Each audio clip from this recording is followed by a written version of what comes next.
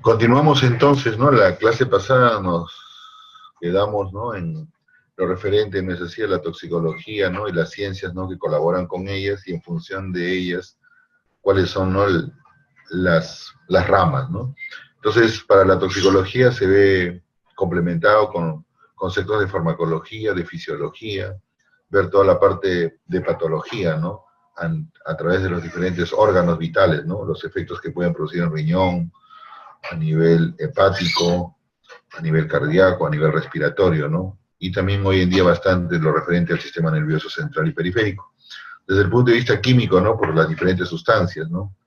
En este caso su naturaleza, ver los diferentes protocolos para su identificación, cuantificación. Desde el punto de vista de biología hoy en día, ¿no? Con el gran problema desde el punto de vista de la seguridad, ¿no? Contaminación cruzada, ¿no? Con patógenos, ¿no? Hoy en día de las partículas viables en los centros laborales, ¿no? El gran problema en los transportes públicos, lo que puede haber, ¿no? En los hospitales, en las clínicas, ¿no? Desde el punto de vista inmunológico, ¿no? Porque cualquier alteración, como hemos visto, ¿no? Cualquier alteración desde el punto de vista inmunológico, ya estamos hablando de un parámetro tóxico para ser evaluado. Y desde el punto de vista de salud pública, definitivamente también.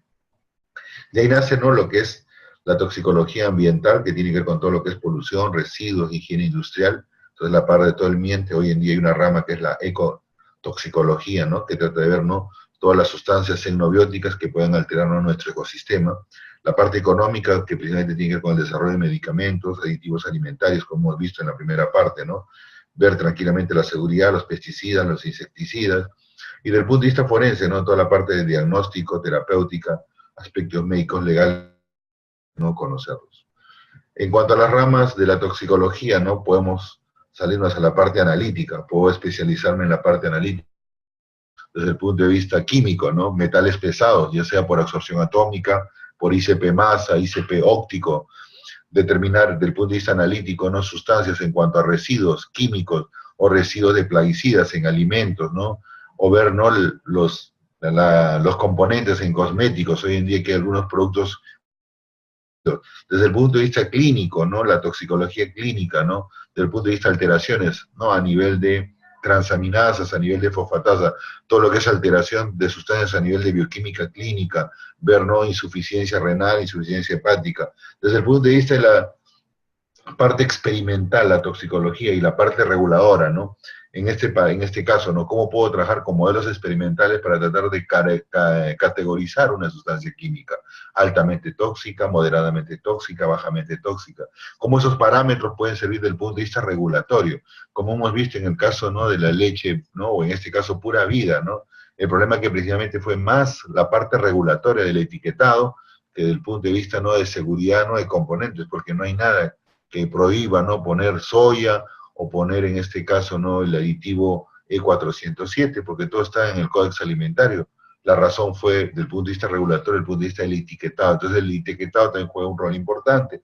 Desde el punto de vista ambiental, ¿no? Como hemos hablado, la parte de ecotoxicología.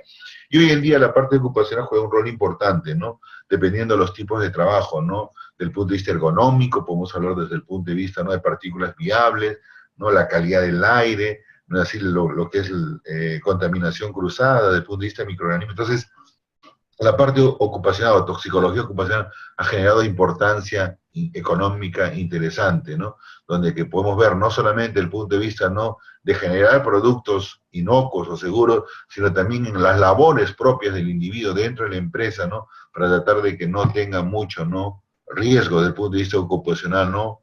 En este caso sus labores.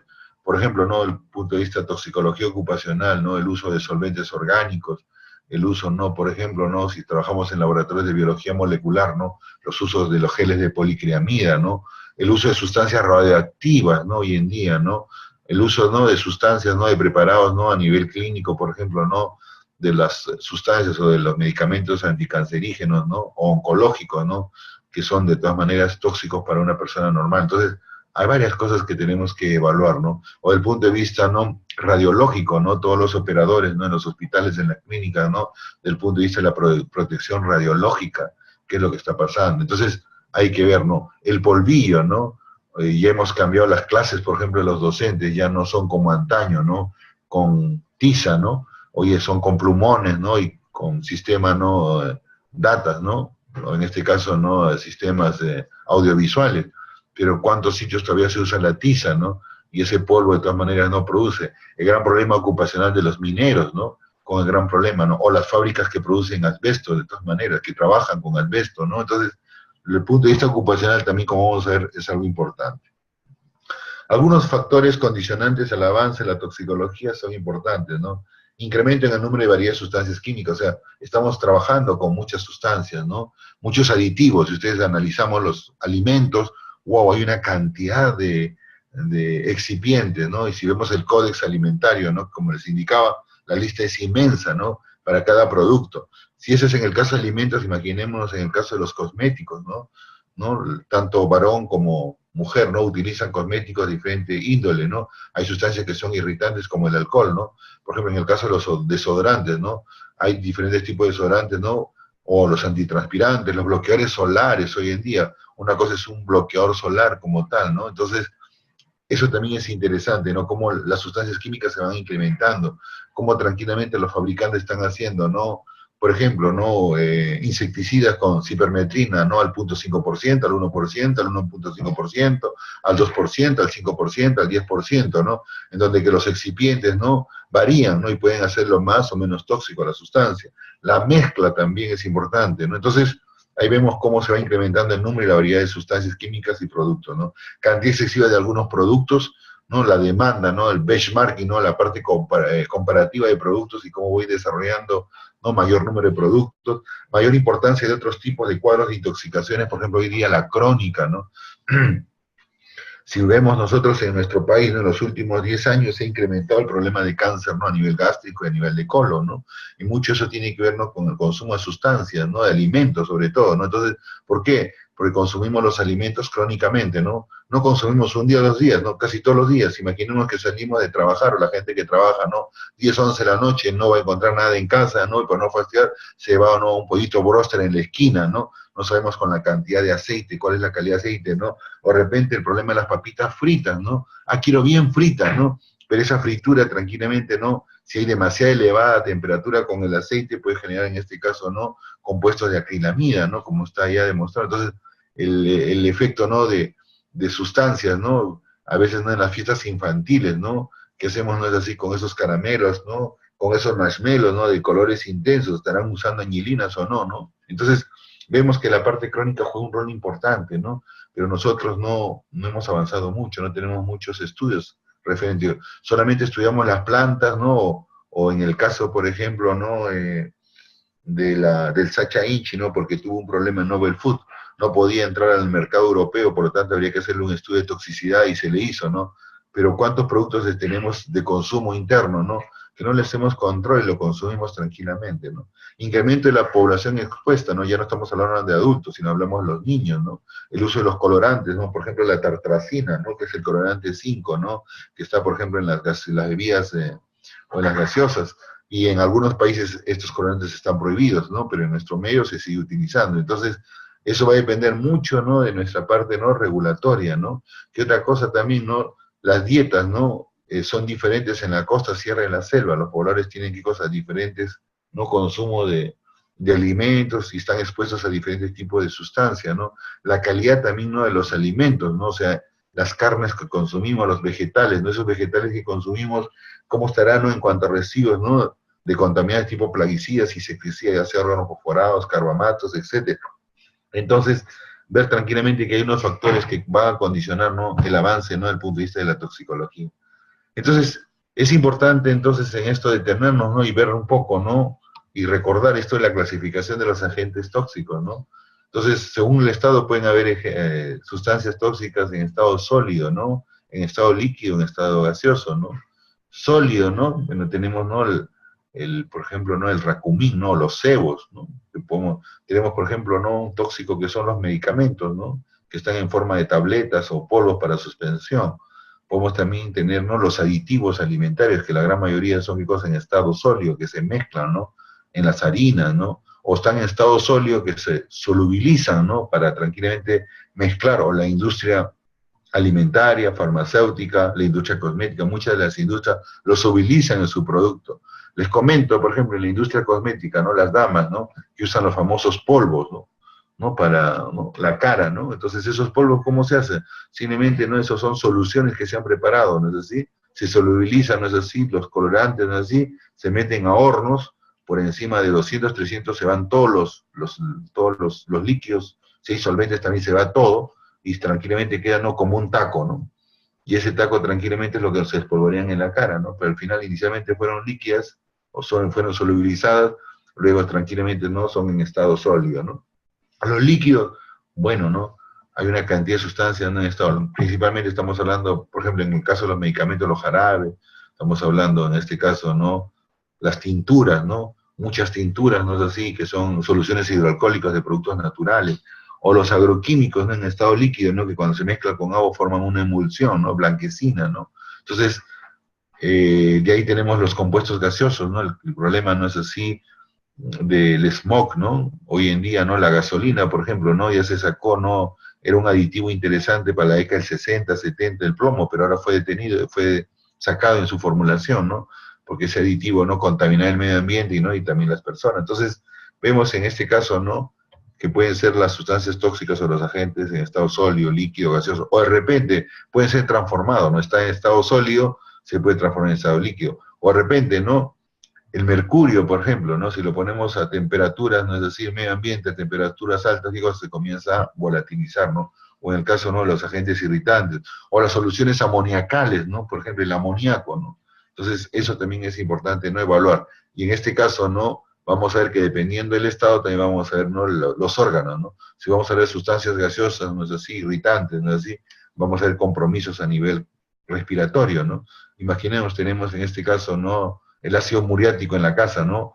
Lo agarramos y le ponemos tranquilamente, echamos, ¿no? Al water, ¿no?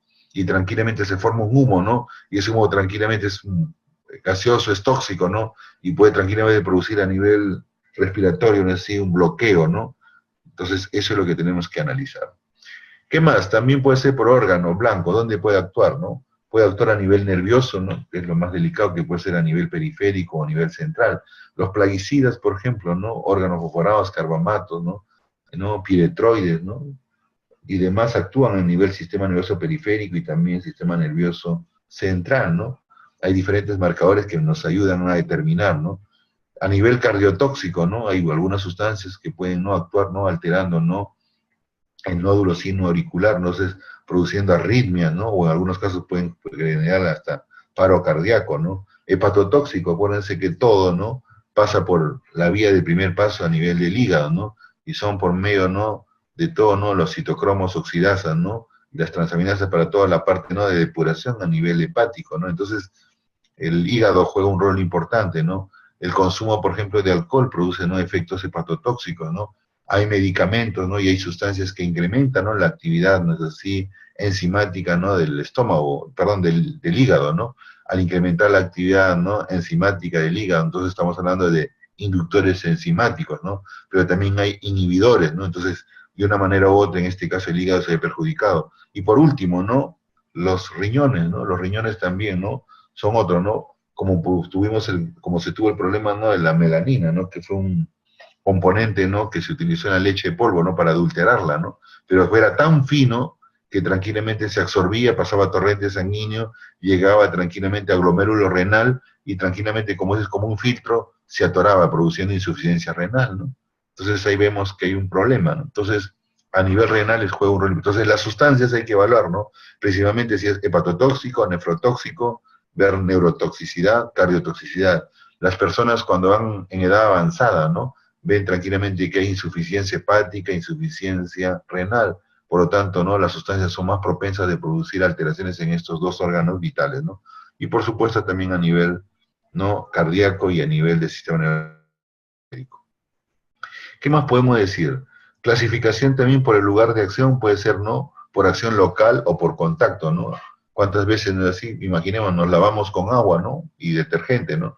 Pero a veces vemos que algunos detergentes no son irritantes, ¿no? O a veces cuando nos lavamos las manos con jabón, ¿no? Algunos nos reseca la mano, ¿no? Entonces, ahí vemos la acción de la sustancia, ¿no? A nivel superficial, o a nivel local o por contacto, ¿no?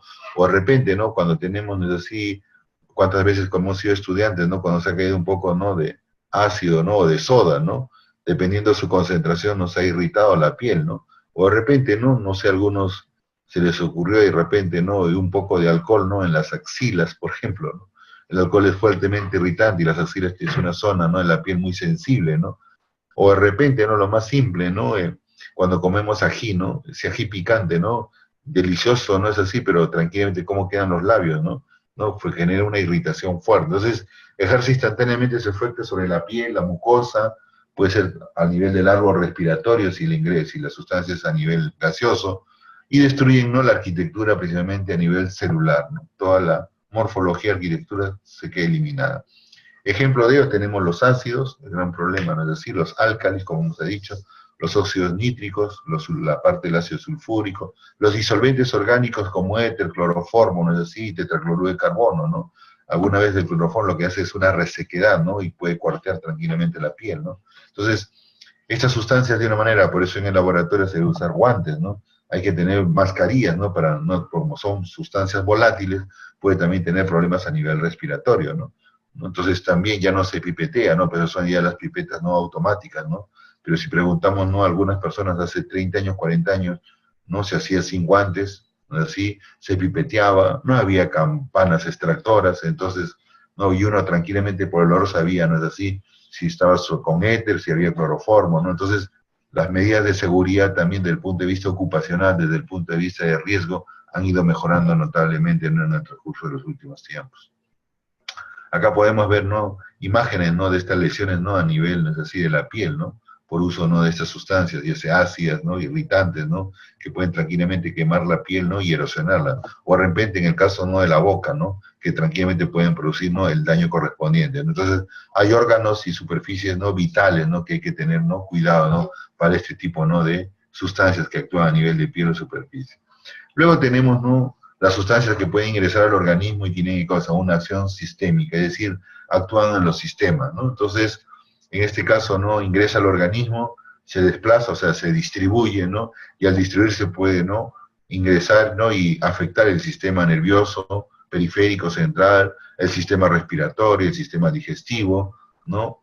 Todo lo que es el sistema reproductor en algunos casos. Entonces, ahí hay que analizarlo también. Y por supuesto, ya para este caso estaríamos hablando de lo que es la toxicocinética, ¿no? Es decir, cómo es el desplazamiento de la sustancia tóxica, ¿no? Dentro de este sistema biológico, ¿no? En otras palabras, si estamos expuestos inicialmente sobre la sustancia, cómo esa sustancia se absorbe, ya sea por piel, se absorbe por, ¿no? Por vía respiratoria o se absorbe por vía, ¿no? Digestiva. Entonces, hay 4, ¿no? Mecanismos por lo cual puede ingresar una sustancia a un sistema biológico: por superficie, a nivel de piel; en segundo, a nivel gástrico, cuando es, en este caso, consumido por vía oral; y cuando tranquilamente por vía respiratoria, llega a los alveolos y se absorbe. Entonces, esos son los 3, ¿no? Vía oral, dermal e inhalatoria, ¿no? Y normalmente la toxicocinética trata de ver, ¿no? Lo que es, ¿no? La absorción, la distribución, el metabolismo, ¿no? Y la eliminación.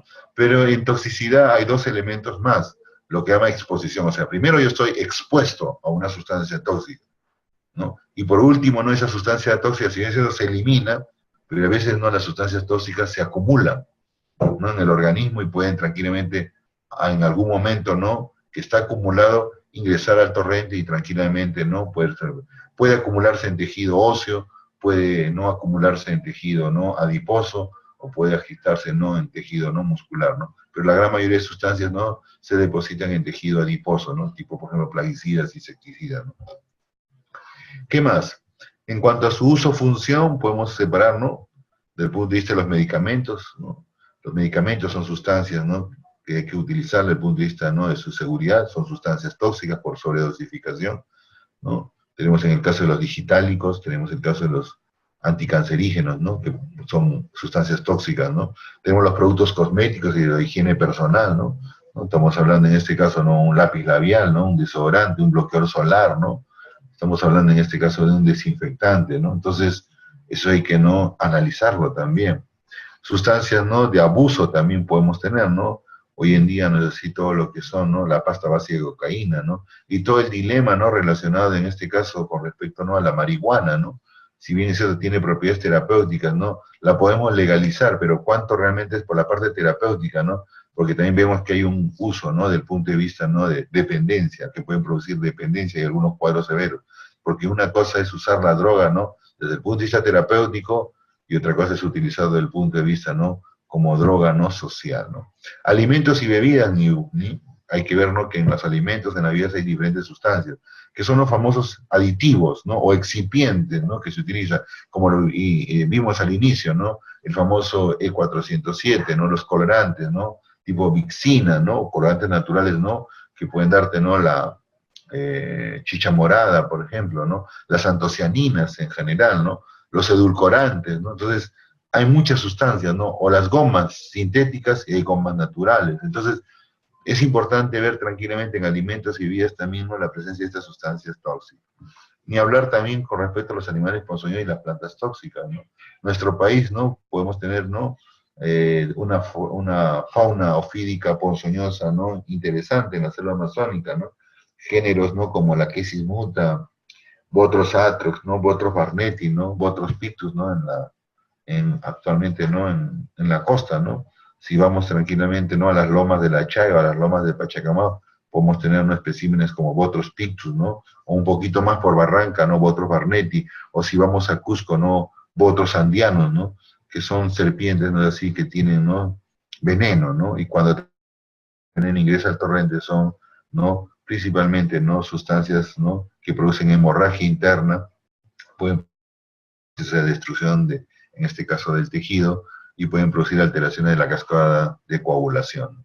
Tenemos en este caso serpientes neurotóxicas como los Pelamis platuros, que eso es una serpiente marina, elápidos, ¿no? Como Micrurus, ¿no? O la famosa Clortalus yuricus terríficos, ¿no? Que es la serpiente cascabel, que la podemos tener en la parte de Sandia, Puno, ¿no? En esta zona se encuentran especímenes de este tipo. Entonces, o la famosa Lachesis muta muta, ¿no? Que es la segunda serpiente más grande después de la cobra real, ¿no? Que la tenemos en la selva amazónica con el nombre de Xuxupe, ¿no? Tenemos, ¿no? Arañas, ¿no? Como la Loxoceles laeta, ¿no? Que es, ¿no? Como dice, prima de la Loxoceles reclusa, ¿no? Que tiene efectos tóxicos, ¿no? En el caso de la Loxoceles laeta, que es la famosa araña violín o la araña casera, ¿no? La tenemos en todos nuestros hogares, ¿no? Y lo importante de esto, ¿no? Es que tiene dos posibles efectos, ¿no? Un efecto local y cuando es local y sistémico. Cuando es local, no es así, me produce una úlcera, ¿no? Pero cuando es local y sistémico, ¿no? Ataca, no es así, ¿qué cosa? Y actúa sobre el nivel del sistema renal, produciendo insuficiencia renal. Entonces la persona no llega un momento que comienza a orinar, ¿qué cosa? Sangre, ¿no? Y ya en este caso, paciente, y la sintomatología es como si fuera un resfriado, ¿no? Entonces ha habido casos, ¿no? En los últimos 6 o 7 años en donde que hay niños que han fallecido, ¿no? Sobre todo, ¿no? En la parte sur, ¿no? De Ica, Pisco, ¿no? Con un problema de loxocelismo. Hay la viuda negra, la Troletus mactas también hay, ¿no? Pero los accidentes son menores, ¿no? Lo conocemos como tal. Entonces, tenemos escorpiones también, como el Aruroides lunatus, pero realmente que pueden producir tranquilamente, ¿no? Un prurito, ¿no? Un edema, pero más allá no hay. Pero el escorpión del género Titius, ¿no? En la selva amazónica hay un escorpión, sí, no hay muchos datos, pero se dice que también es neurotóxico. Entonces, los animales ponzoñosos y algunas plantas tóxicas también son interesantes, en el caso del barbasco, ¿no? El caso del curare, ¿no? En el caso de nuestra selva amazónica podemos verlo, ¿no? Productos de uso doméstico general, los desinfectantes, ¿no? También son importantes, ¿no? Para poder, ¿no? Evaluarlos, ¿no? Y poderlo tener. En cuanto a su función, también podemos tener, ¿no? Contaminantes ambientales de suelo, aire y agua, ¿no? Acuérdense que todo lo que desechamos, ¿no? Puede contaminar el aire, podemos contaminar el suelo o podemos contaminar el agua. El agua lo contaminamos, ¿no? Cuando soltamos, ¿no? Por a través del desagüe los residuos, ¿no? Imaginemos, estamos trabajando en una planta, no es así, de producción, y caramba, muchos de los residuos, no es así, van al alcantarillado, ¿no? O el punto de vista del aire, ¿no? Tranquilamente cuando estamos trabajando con solventes, o cuando quemamos sustancias, o incineramos sustancias, ¿no? Entonces, tranquilamente, ¿no? Esos gases que se forman pueden ser no tóxicos. De repente en las erupciones volcánicas también, ¿no? Con respecto al suelo, ¿no? El uso, ¿no? De plaguicidas, ¿no? Pesticidas, ¿no? Que tranquilamente, al ponerla en las plantas, tranquilamente pueden cargarnos el suelo. O la presencia, desde el punto de vista ambiental, ¿no? De los metales pesados, ¿no? Plomo, cadmio, ¿no? Y algunos otros, ¿no? Presentes, ¿no? En el suelo, ¿no? Los plaguicidas, hierro fosforados, clorinados, piretroides, ¿no? También es otra cosa importante, es otro grupo importante, ¿no? Que hay que tenerlo. hoy en día no se ha ido incrementando, ¿no? Para los diferentes tipos de plaga en la casa, no solamente el zancudo, la mosca, sino la cucaracha. Podemos ver tranquilamente en los supermercados hoy en día, ¿no? Que hay tranquilamente una sección para todo este tipo, ¿no? De sustancias hoy en día, ¿no?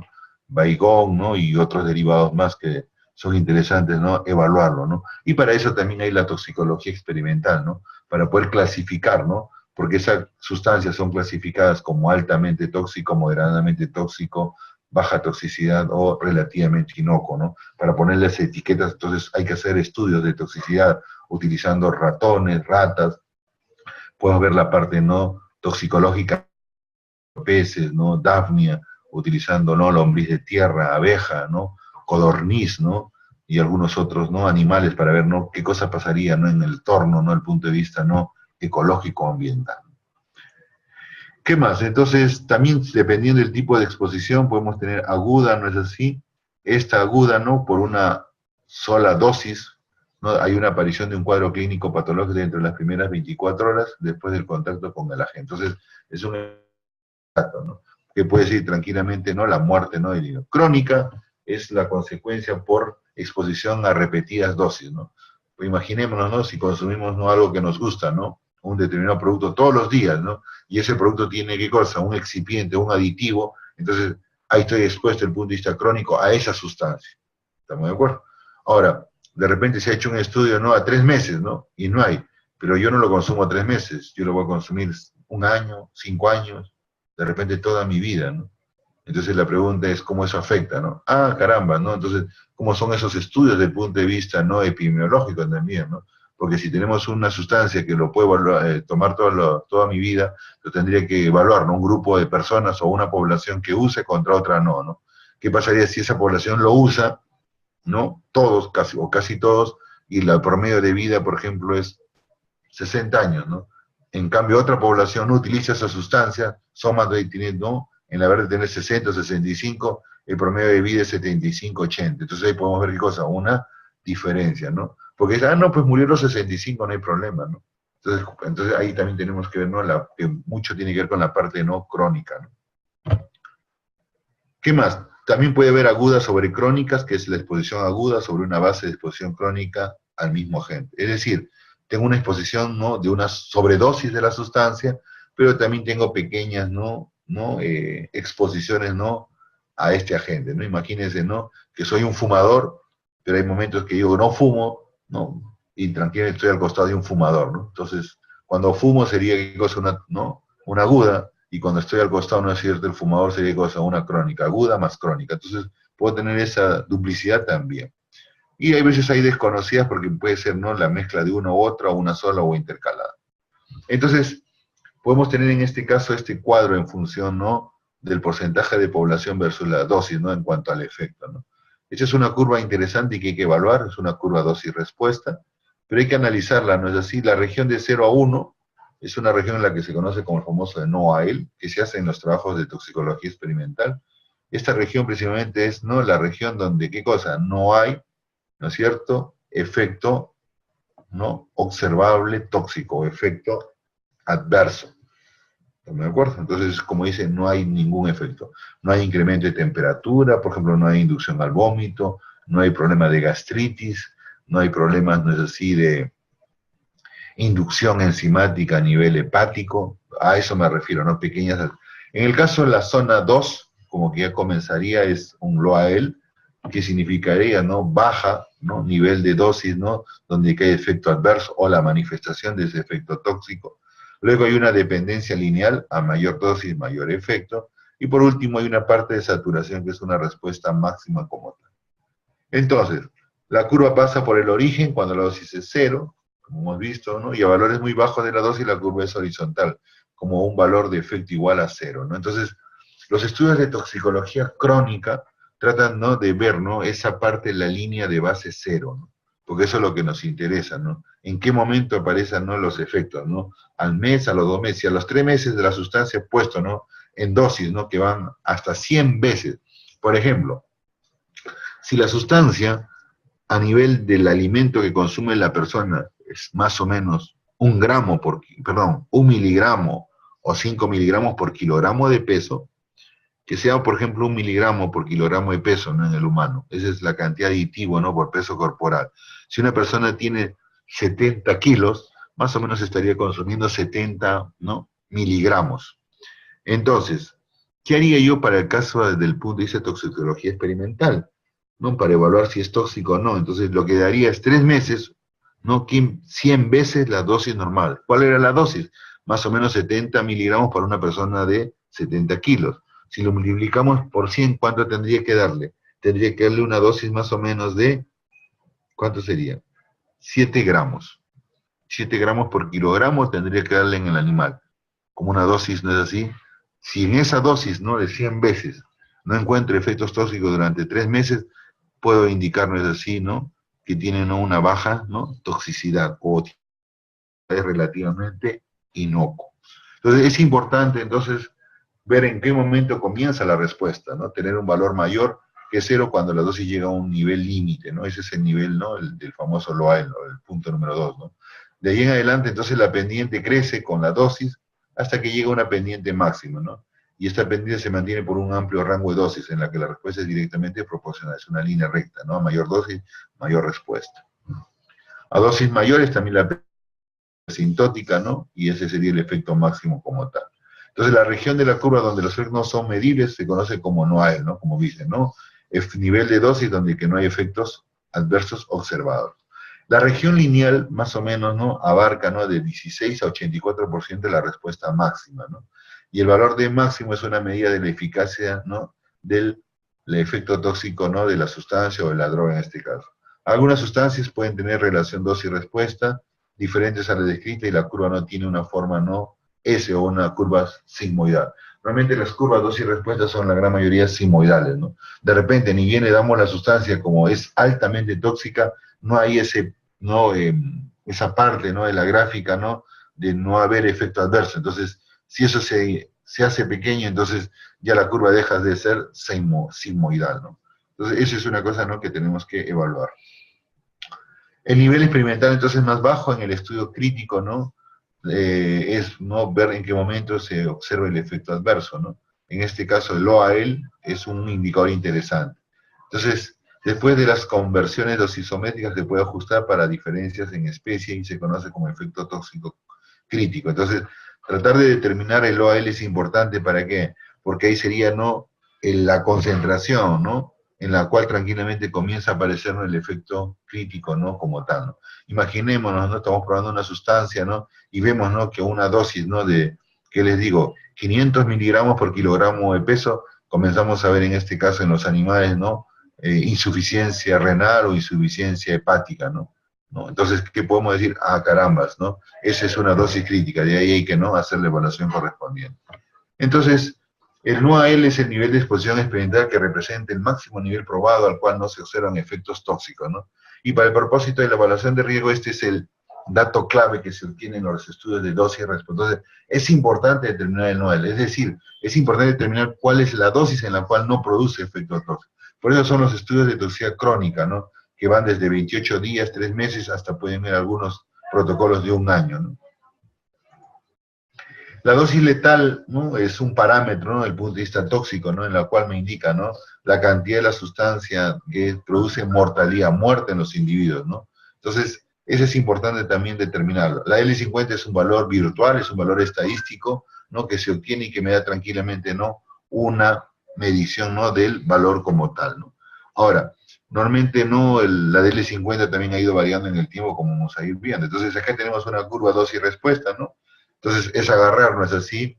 Grupos diferentes de animales. Puedo trabajar con ratas, ratones, puedo trabajar tranquilamente toxicidad aguda en peces, un grupo de peces, lombrices, abejas, codornices, etcétera, ¿no? Entonces, grupos de animales, ¿no es así? Le dosifico, dosis, ¿no es así? Creciente, y tengo esta dosis, ¿no? Creciente, ¿no? Entonces, donde que tengo en este caso el ejemplo, 1, 2, 3, 5 dosis, ¿no? Entonces, hago la gráfica, hago la transformación, y tranquilamente determino la dosis, ¿no? Analizando la curva, que produce 50%, ¿no? De mortalidad. Entonces, el cálculo de la L50, ¿no? Ha ido cambiando en el tiempo. Los métodos clásicos fueron de Treban, Kress, Blix en el año 38. Luego entraron los métodos modernos, ¿no? Con Figney, principalmente en los 70, o Lynchman y Wilkinson, que simplemente nos decía la gráfica anterior, si ustedes ven en la gráfica anterior, que era dosis-respuesta, ¿no? El efecto tóxico a la toxicidad. Si vemos en el otro lado y lo graficamos de 100 a medida que incrementamos la dosis, ¿qué pasa? La sobrevivencia comienza a disminuir. Entonces, el cruce de la gráfica de incremento de la mortalidad y disminución de la sobrevivencia de los animales, ese punto central era, ¿no?, el que se conocía como DL50, ¿no? Ese fue el trabajo, ¿no?, de Lynchman y Wilkinson en el año 49. Ya hay métodos contemporáneos, ya casi los 80, 90 del último siglo, sistema up-down, ¿no?, procedimiento de dosis fijas, ¿no?, método de toxicidad de clases, ¿no?, en la cual no tratan de reducir, ¿no? Imaginemos en el protocolo, estamos trabajando con 5 dosis más un control, son 6.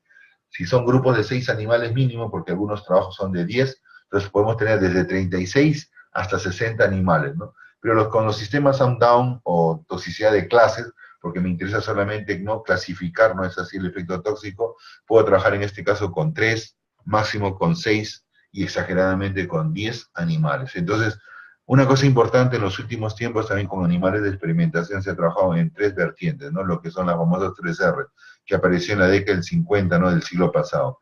Reducir el número de animales para los trabajos experimentales, por eso hay una tendencia también a los trabajos no in vitro, ¿no?, o con células o tejidos, pero de todas maneras siempre necesitamos al animal, ¿no?, en todo su contexto, ¿no?, porque tranquilamente no se ve todo, ¿no?, los efectos integrados, ¿no? Luego, ¿no?, trabajarnos la parte, ¿no?, hemos visto, ¿no?, la reducción, ¿no? Luego hemos visto, ¿no?, el refinamiento. ¿Qué significa tratarnos así de trabajar mucho mejor, refinar la metodología para que el animal no pueda sufrir? Y por último, el reemplazo. Reemplazar los animales por otros modelos. Por ejemplo, en la docencia se ha ido trabajando, ¿no?, principalmente, ¿no es así?, desde el punto de vista veterinario, ¿no? Porque los veterinarios tienen que aprender, ¿no?, a trabajar con los animales, ¿no?, hacer algunas pruebas. Entonces se han hecho diferentes tipos, ¿no?, de maquetas, ¿no? Y en el caso, ¿no?, para la parte farmacológica en la cual se inyectaba animales, ¿no? O en el caso de cirugía, ¿no?, se han hecho sistemas virtuales, ¿no?, donde que tranquilamente, ¿no?, con el sistema tridimensional, ¿no?, es decir, el alumno puede tranquilamente, ¿no?, desde el punto de vista virtual, ¿no?, hacer una operación o de repente inyectar diferentes dosis y ver, ¿no?, la respuesta, ¿no?, a nivel de un computador, ¿no? Entonces, ha habido cambios, ¿no?, en este sistema. Entonces, la DL50 entonces representa la mejor estimación de la dosis requerida para producir la mortalidad del 50% de los animales y siempre va acompañada de algunos, ¿no?, tipos de estimación de error, ¿no? O sea, cuál es, ¿no?, la variación o cuál es la certeza de ese valor, con un nivel de confianza de 95%, ¿no?, como límite superior o límite inferior, ¿no?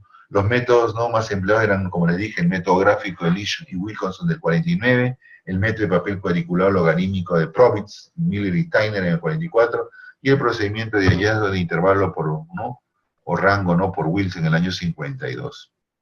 Esto, por ejemplo, no es una gráfica que se obtiene, ¿no?, por el método de Probitz, que es el método de Fitness de la década del 50, donde que, ¿no?, tenemos, ¿no?, diferentes grupos de animales, hacemos el cálculo, ¿no? Entonces, ¿qué pasa, no? Estos porcentajes de mortalidad, si he tenido 5 animales y los 5 murieron los 5, ¿cuánto tendría? 100% de mortalidad. Si, por ejemplo, muere uno de 5, ¿cuánto sería el porcentaje de mortalidad? 20%. ¿Estamos de acuerdo? Si mueren 4, estamos hablando de 80%. Entonces, era una gráfica, ¿no?, de porcentaje de la mortalidad versus, ¿no es así?, concentración. Pero a este valor de mortalidad, si lo llevamos a un número Probitz, a un valor estadístico, y considerando que el número de Probitz va, ¿no?, de 0 a 10, ¿no es así?, donde 5 no es el promedio, entonces se puede trabajar en línea, esa curva simulada se transforma en una línea recta. Entonces esa línea recta puede hacerse una regresión, como ustedes pueden ahí en la pantalla, ¿no? Y puedo tener un dato a las 24, 48, 72 horas, ¿no? Y luego ver, como les decía, la parte estadística superior con 95%, límite inferior con 95%, luego ver el error estándar, ¿no?, de los resultados, y sacando, ¿no?, la regresión para un valor, ¿no es así?, de una DL50, ¿no? Con un Probitz de 5, ¿no? Ahí tenemos la DL50 que sale 0.869, ¿no?, gramos por kilogramo, a las 48 es 0.72, ¿no? Y a las 72 horas, 0 puntos. ¿Qué podamos ver? Que a medida que pasa el tiempo, ¿no? Vamos viendo que la sustancia es más tóxica, por supuesto, ¿no? Porque tranquilamente el efecto. ¿Cuándo nos detenemos en las mediciones? Cuando tranquilamente se hace una constante, ¿no? Es decir, imaginémonos, ¿no? Que la evaluación de las 72 a las 96 horas sea 0,6. Entonces, ¿qué debemos ver? El efecto tóxico está entre los 3 primeros días, ¿no?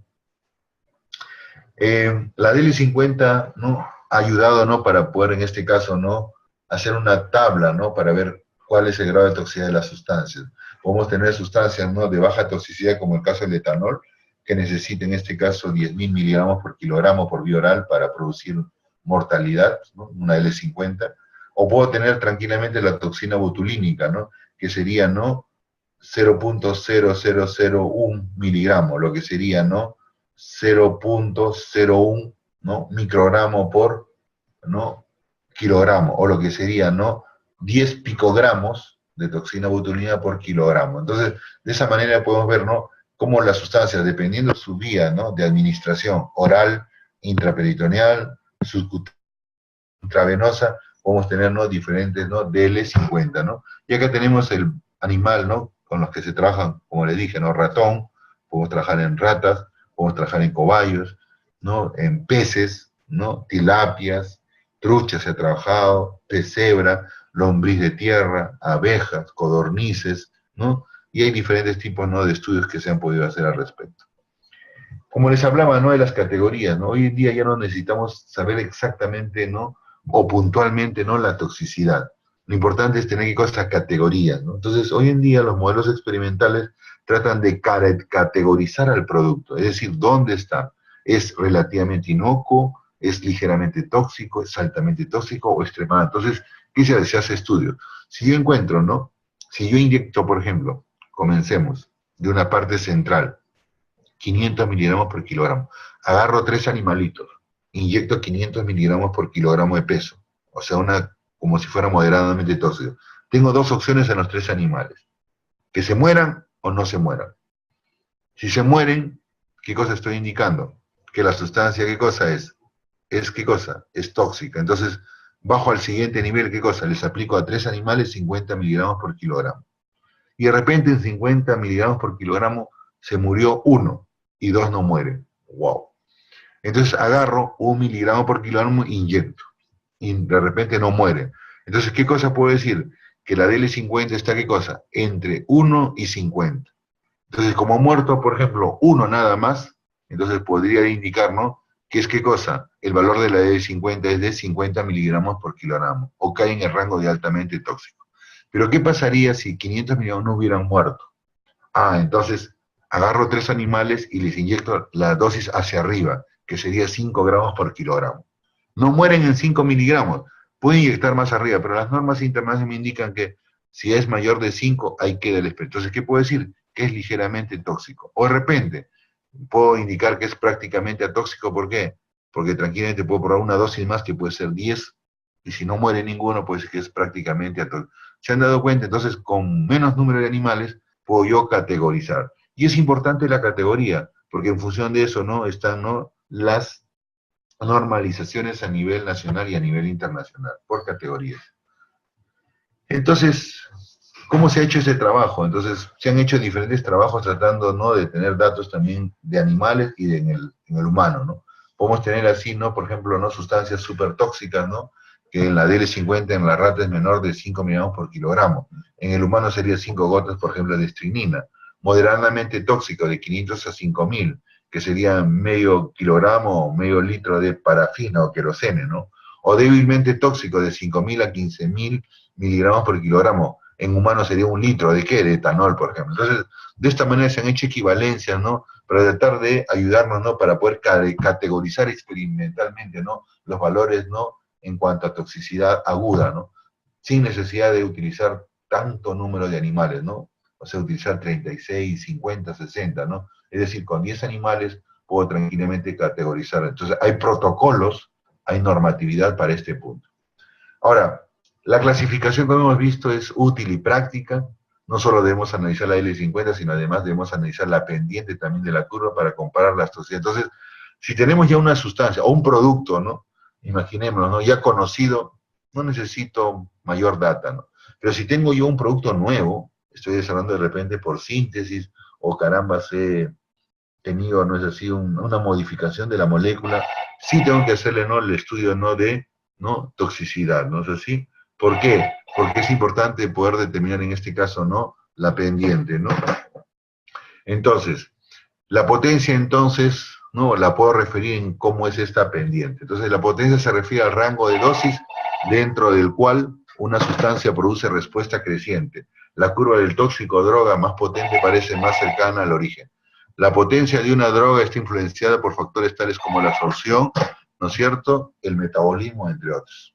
Entonces, acá podemos ver lo siguiente, entonces, ¿no? Podemos tener las curvas, ¿no? Curva 1, 2, 3 como tal. Entonces, ¿qué podemos ver en cuanto a esta curva? Podemos ver en este caso, ¿no?, que las tres son en este caso, ¿no?, como si fueran paralelas, ¿no?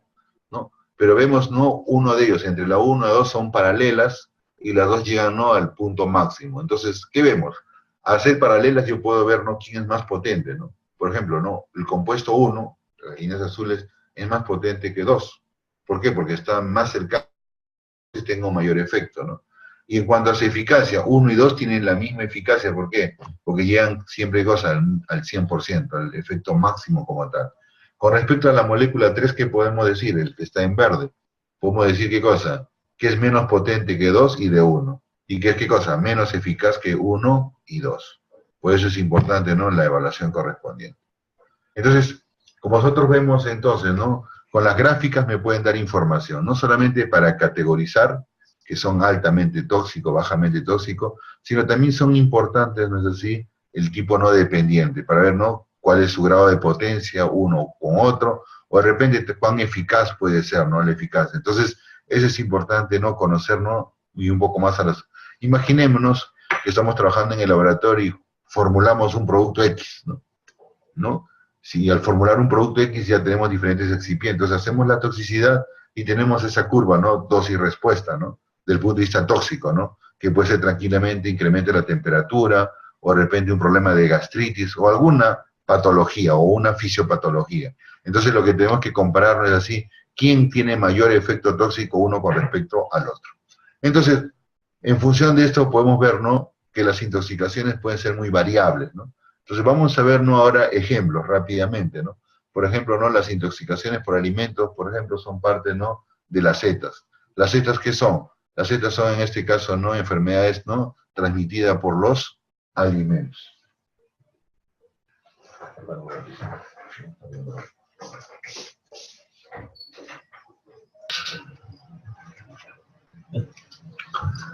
Bueno, continuando entonces, vamos a ver ahora, ¿no?, puntos importantes desde el punto de vista toxicológico, ¿no? Hoy en día vamos a ver un poco rápidamente, ¿no?, desde el punto de vista por alimentos, ¿no? Hoy en día, ¿no?, los alimentos juegan un rol importante porque consumimos, ¿no? Dentro de lo que más consumimos son los alimentos, ¿no? Hoy en día no es así con las franquicias, ¿no?, con el desarrollo, no es así, de esta sociedad del consumo, ¿no? Ni bien salimos, hay algo, ¿no? Puede ser, ¿no?, Kentucky, McDonald's, ¿no? O de repente, ¿no?, hoy en día ya hasta nadie cocina en casa, ¿no? Ya nadie compra, ¿no? Todo es, ¿no?, al supermercado y tranquilamente compramos hasta ya comida elaborada, ¿no? Hay tranquilamente en los supermercados, ¿no es así?, caucao, ¿no? Hay asado, ¿no? Hay todo simplemente para llegar a casa y calentar, ¿no? Pero vamos a ver que hay algunos problemas. Entonces las setas constituyen el problema de salud, ¿no?, más extendido en el mundo actual, ¿no? Eso fue lo primero que se reportó, ¿no?, la OMS, ¿no?, y la FAO, ¿no?, en el año 83 y la OMS en el año 93, ¿no? Entonces realmente es una problemática hoy en día, ¿no? Entonces las setas son las enfermedades transmitidas por alimentos, ¿no?, y que tiene que ver bastante desde el punto de vista de la toxicología. Entonces vamos a ver. Entonces las clasificaciones de las setas pueden ser por infecciones o por envenenamiento, ¿no? Infecciones, ¿no?, desde el punto de vista, ¿no?, es decir, de los microorganismos, ¿no?, que pueden estar presentes ahí, ¿no? O de repente, ¿no?, algunos microorganismos, ¿no?, puede ser hongos, ¿no?, o algunos envenenamientos, ya si tenemos en este caso, ¿no?, micotoxinas, o de repente podemos tener, ¿no?, metales pesados, ¿no?, o podemos tener residuos. Entonces hay que ver, ¿no? Y hay algunos, no es así, ¿no?, alimentos también que por su naturaleza pueden tener, ¿no?, algunos compuestos, ¿no?, tóxicos, como vamos a ir viendo, ¿no? Entonces envenenamiento, metales pesados, plaguicidas, drogas de uso veterinario, contaminantes, no es así, como dioxinas, PCB, toxinas de tejido animal y vegetal, ¿no?, que de una manera, y las famosas toxinas microbianas. En el caso de las infecciones son las toxicoinfecciones, son bacterias que pueden producir ello, no pueden ser algunos microorganismos invasivos, y algunas infecciones que pueden atacar, ¿no?, algún sistema, ¿no?, desde el punto de vista circulatorio, por ejemplo, algunas de ellas. Toxinas microbianas pueden ser formadas por hongos, pueden ser por algas, podemos tener bacterias, ¿no?, como tal, ¿no? Entonces, acá las toxinas no es así, entonces tenemos, ¿no? Entonces, por eso, ¿no?, los alimentos son evaluados, ¿no?, la presencia, ¿no?, de aerobios mesófilos, de evaluación de hongos y levaduras, y ver bacterias patógenas, ¿no?, y ver tranquilamente otro, ¿no? Hoy en día, ¿no?, el estudio de algas, por ejemplo, ¿no?, y hay algunas algas en algunos países que se estudian, ¿no?, en algunos centros de esparcimiento, ¿no?, porque hay algunas algas, ¿no?, algunas cianobacterias que pueden tener efectos tóxicos, ¿no? Entonces son estudiadas, ¿no?, desde el punto de vista de toxinas microbianas, ¿no? Hongos, en cuanto a micotoxinas, son las aflatoxinas, ¿no?, las que se estudian y, ¿no?, en los alimentos, ¿no?, rápidamente hay que descartarlas porque pueden producir así cáncer. Las islanditoxinas, que son otro grupo interesante, las fumonicinas, las patulinas, los tricocenos, entre otros, siendo la más importante, ¿no?, las aflatoxinas, ¿no? Tenemos algunos productos, ¿no?, como el caso de la páprica, ¿no?, que en los últimos tiempos no es un producto de exportación, pero al inicio tuvo diferentes problemas, y aún así tiene algunos productos problemas, ¿no?, como el problema de micotoxinas, sobre todo el problema de las aflatoxinas, ¿no? Entonces, las aflatoxinas, ¿no?, son uno de los problemas, ¿no?, para los exportadores, ¿no?, de productos tradicionales para la parte de exportación. En cuanto a ficotoxinas, tenemos las famosas saxitoxinas, las ciguatoxinas, las yesotoxinas, las amnisiotoxinas, ¿no?, entre otras, ¿no? Entonces, estas ficotoxinas van a estar en este caso en algas, ¿no?, o en este caso en dinoflagelados, ¿no?, que pueden contaminar, en este caso, ¿no?, bivalvos, crustáceos, o pueden de una manera también contaminar a los peces, ¿no?, y de una manera llegar, ¿no?, a consumo humano, ¿no?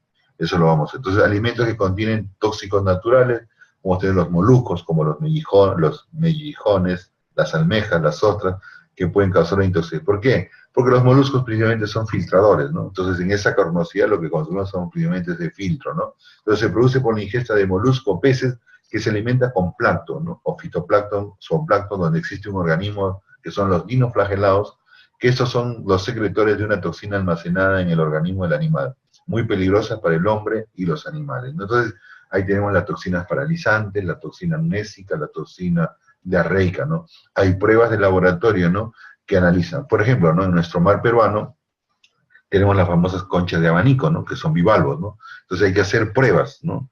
Algunas son pruebas en animales de laboratorio. ¿Qué se hace? Se agarra el bivalvo, 100 gramos, no sé si, en este caso, ¿no?, de la carnosidad del bivalvo, se somete a ácido clorhídrico, no es así, 0.1 normal, se hace una extracción ácida, y esto se inyecta, ¿no?, por vía intraperitoneal al ratón. Si el ratón muere, ¿no?, en los primeros 30 minutos, puedo yo indicarles así que hay un problema ahí de toxina paralizante. Si después de 30 minutos ese animal no muere, yo puedo indicarles así que está inocuo el producto. Entonces, ha habido también técnicas de reemplazo. Hoy en día se está trabajando bastante con HPLC, con un detector de masa, ¿no?, para poder determinar, no es así, toxina, ¿no?, toxina paralizante, se está trabajando en la toxina amnésica, no es así, diarreica, ¿no?, entre otras. En moluscos también pueden encontrarse las llamadas toxinas paralizantes, como ya hemos visto, como la cistotoxina o la mitilotoxina, el famoso PSP, y en caracol marino la toxina, la famosa conotoxina. Entonces, el ejemplo que yo les había indicado era para la extracción de toxina paralizante, la famosa PSP. Entonces, en la norma de la OAC, ¿no?, está tranquilamente el método, ¿no?, de toxicidad en ratones. También para la toxina diarreica, también se trabaja, ¿no?, con animales de laboratorio, ¿no? Entonces, la paralitis shellfish poison es una toxina de efectos neurológicos paralizantes que pueden ser letales, ¿no es así? No se conoce antídoto para la SP, entonces la PSP. Entonces, el gran problema no es así en países como, ¿no?, por ejemplo, toda la zona del mar Mediterráneo, por ejemplo, la parte no sur, ¿no?, todo lo que es la costa chilena, se tiene problemas con las famosas mareas rojas, ¿no? Las mareas rojas principalmente no son fenómenos, ¿no es así?, que están relacionados bastante con incremento, ¿no?, de fito y zooplancton, ¿no?, sobre todo un tipo específico de dinoflagelados, ¿no? Y estas mareas rojas, ¿no?, en esta zona hay un alto contenido de este tipo de toxinas, ¿no? Entonces, pueden producir en este caso, ¿no?, alteraciones tanto, ¿no?, de los peces como los bivalvos. Esta toxina presenta en su estructura química grupos guanidínicos de efecto paralizante muscular y actúan bloqueando la permeabilidad al sodio en las células nerviosas. Entonces, por dinoflagelados tenemos las saxitoxinas, que es la intoxicación paralizante. Hay géneros ya especificados como el Alexandrium, el Guinodinium, el Piridinium, que son en este caso dinoflagelados relacionados con esta toxina. El ácido ocadaico, o el famoso pentonotoxinas y isotoxinas, que son la intoxicación en este caso diarreica, ¿no?, por moluscos, ¿no? En este caso no me paraliza, sino que además me produce una diarrea, ¿no? Esto es producido, ¿no?, por géneros Dinophysis y Prorocetrum, ¿no? Entonces, dependiendo, analizando, ¿no es así? En este caso, ¿no?, esa marea roja, ¿no?, la presencia de estos dinoflagelados, uno puede tranquilamente poder determinar, ¿no?, la posible no presencia, ¿no?, de estas sustancias tóxicas, ¿no?, en esas zonas. La cisatoxina, entonces, es una toxina neuromuscular, actúa directamente sobre el sistema nervioso periférico y muscular esquelético, afecta la actividad de la membrana celular por bloqueo selectivo del transporte de sodio. Se conocen, no es así, más de 18 toxinas asociadas a este rubro, y la dosis letal mínima, estamos hablando, miren, de 0,5 miligramos, ¿no? Entonces, si es 0,5 miligramos, es altamente tóxica. La toxina diarreica, ¿no?, también del molusco bivalvos, se conoce 8 toxinas asociadas a este síndrome.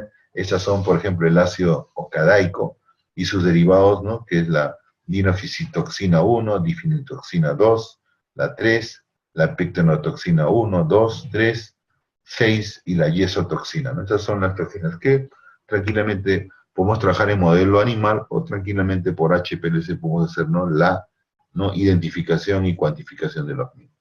Tenemos también brevetoxina en los dinoflagelados, que es la intoxicación neurotóxica por moluscos, generalmente es del género Gynodonium, ¿no? Gynodinium. Entonces esa brevetoxina, ¿no?, puede tranquilamente producir alteraciones, ¿no?, y pueden producir menos sistemas, ¿no?, de pérdida, ¿no?, de nociones en cuanto al tiempo, ¿no?, o alteración a nivel nervioso central y parte periférico. Las ciguanotoxinas más la escaritoxina más la maitotoxina, se conoce como ciguatera. Tenemos en este caso, ¿no?, por los dinoflagelados, Yambrendiscus y Ostrioxis, ¿no? Entonces, nuevamente ya estos dinoflagelados están relacionados con este tipo, ¿no?, de toxina. Esta brevetoxina, rápidamente, ¿no?, es neurotóxica, ¿no?, y es producida por el Gynodinium breve, ¿no?, o también Tichodiscus brevis, y los primeros casos se presentaron en la Florida, en Estados Unidos. Se han aislado 6 compuestos tóxicos asociados a esta toxina neurotóxica a los mariscos. Los síntomas y signos son similares a la toxina paralizante, pero no llegan a niveles de toxicidad tan graves como la saxitoxina. O sea, no producen, en este caso, sí producen un cuadro neurotóxico, pero que puede ser en este caso reversible. En el caso de la paralizante es irreversible, produciendo en este caso la muerte. Otro grupo interesante, ¿no?, dentro de la parte magnética son las diatomeas, las amnesiotoxinas, o la toxina amnésica, ¿no?, por moluscos, ¿no? Tenemos en este caso, ¿no?, el género Nixia o Pseudonixia, ¿no? Esas son las diatomeas. Por bacterias, ¿no?, intoxicación esporomboidea por pescado, ¿no?, las famosas histamina, que puede ser la Morganella morgani, la Klebsiella pneumoniae, la Hafnia, la Albei, ¿no?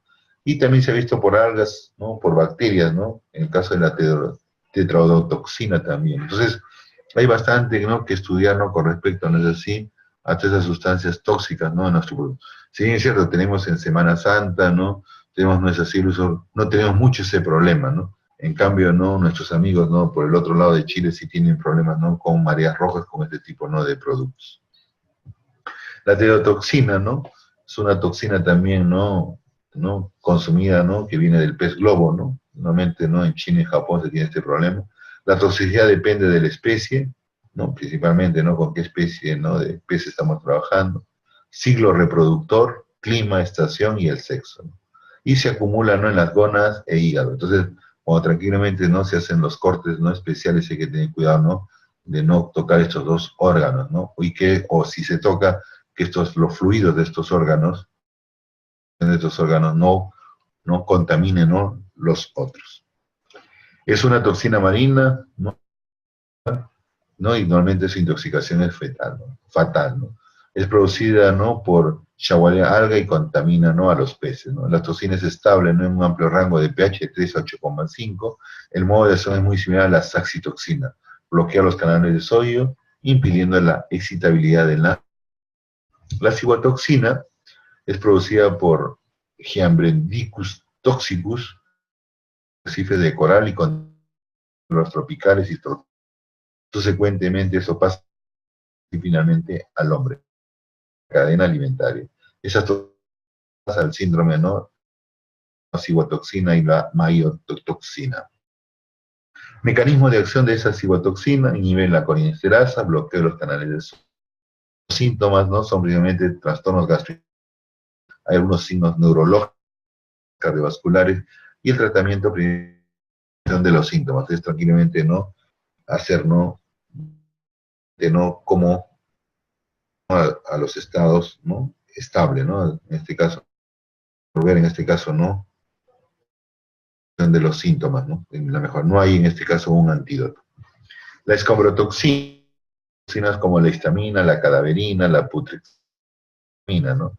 Signos clínicos presentes son trastornos gastrointestinales y cutáneos, ¿no? También es un tratamiento, ¿no?, sintomático. Entonces, signos y síntomas, vamos trabajando en la recuperación, igual como el caso anterior, ¿no? Toxinas microtoxinas como la toxina botulínica, ¿no?, enterotoxinas como la estafilocócida, ¿no?, de Staphylococcus aureus. Tenemos enterotoxinas, ¿no?, así como Bacillus cereus, como la diarrogénica, que está, y la emética, que es termoestable, ¿no? Una te produce diarrea y la otra te produce vómito, ¿no? Entonces hay veces hay personas que no, en las mañanas, ¿no es así?, te consumes tranquilamente una carretilla, ¿no?, o estás tranquilamente un emoliente, o de repente, ¿no?, un chicharrón, o vamos a la sierra, ¿no?, y de repente, ¿no?, terminamos con una diarrea, ¿no?, o de repente terminamos, ¿no es así?, después de 4 o 6 horas con un vómito, ¿no? Entonces, más o menos ya sabemos, ¿no?, con qué tipo, ¿no?, de toxina o qué hemos tenido. Las setas tradicionales, sobre las que siempre se ha reportado en el transcurrir del tiempo, son el problema de la salmonelosis, ¿no?, en este caso la salmonela, ¿no?, principalmente, ¿no?, en los productos, ¿no?, derivados del huevo, enterointoxicaciones de estafilococo, gastroenteritis por Clostridio perfensis, botulismo, triquinelosis, teniasis, ¿no?, que están dentro, ¿no?, dentro de las enfermedades transmitidas por alimentos. Las emergentes, entonces, o las que están surgiendo en función, ¿no?, de la dieta, ¿no?, y todo, ¿no?, el sistema de cambio alimentario, ¿no?, y el impulso de nuevos alimentos: campylobacteriosis, ¿no?, yersiniosis, ¿no?, la yersenia, ¿no?, la listeriosis, o en este caso la presencia de listeria, ¿no?, en algunos productos, ¿no?, por E. coli, ¿no?, la O150H7, salmonellosis por Salmonellosis enteritidis, criptosporidiasis, también es otro problema, úlceras por Helicobacter pylori también, ¿no?